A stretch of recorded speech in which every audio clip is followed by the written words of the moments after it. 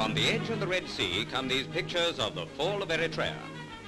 The area covered by our filming correspondent centers around the capital Asmara and its chief port, Massawa. Possibly the best way of telling the sensational story which accompanied these graphic pictures is to quote from our representative's own dispatch.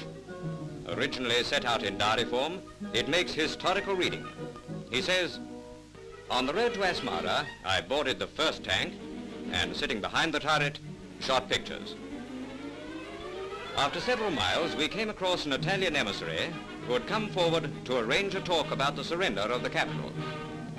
Moving on from here, we had to fire on several Askaris who were still shooting it out, not having yet heard of the cessation of hostilities in the area. Most of them, however, were waving white flags and running about like boys out of school. Groups of soldiers looking like picnickers and a few settlers in their homesteads waved greetings to us with cries of Viva! It was all rather like a holiday outing. 2 kilometers outside Asmara, we came across the rendezvous. Out of the leading cars came Italian emissaries, accompanied by the chief of police and the bishop of Asmara. The brigadier approached them and accepted the surrender of the town. Up to this moment, I was the only member of the press to be present.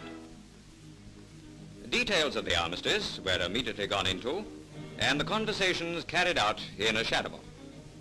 All sorts of things were arranged, including a curfew, the observance of British summertime, and all traffic keeping to the left of the road instead of the right. When it was all over, the Italians departed. There was quite a lot of saluting from the local coppers as we drove in, but I'll never ride in a tank from choice again. On arrival at the governor's house, a guard of honor presented arms as the brigadier arrived to take possession of the capital of Eritrea. Arms were laid down in token of surrender, and the pictures I got of the meeting on the steps of the residence are, to my mind, historical.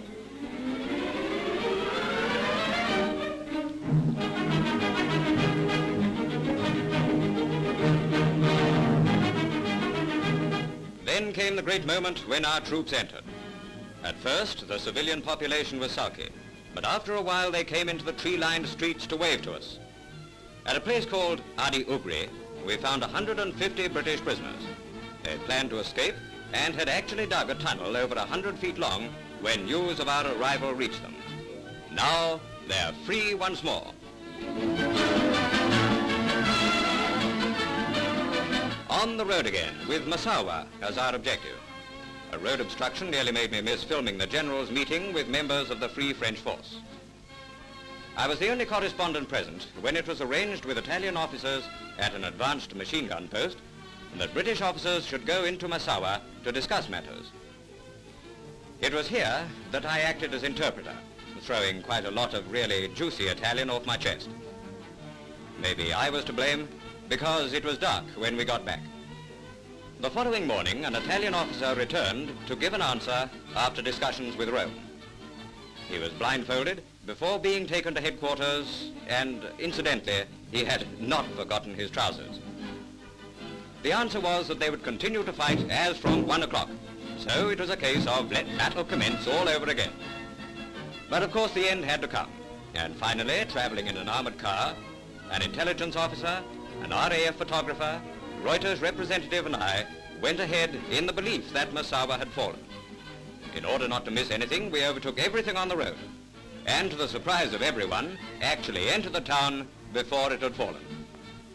All the way in, we saw destroyed war material, planes, aerodromes, and even the radio station. It was all very untidy.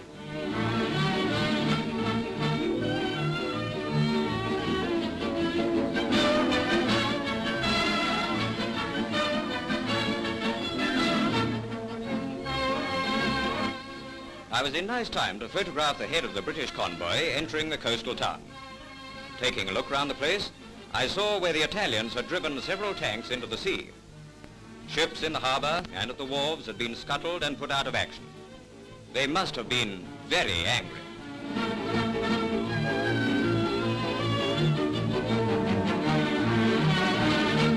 The Admiral Defender of Massawa was decidedly camera shy, and I was rudely told to go somewhere. Well, that's that. I don't care much for the place, but it means the end of Italy's possession of Eritrea.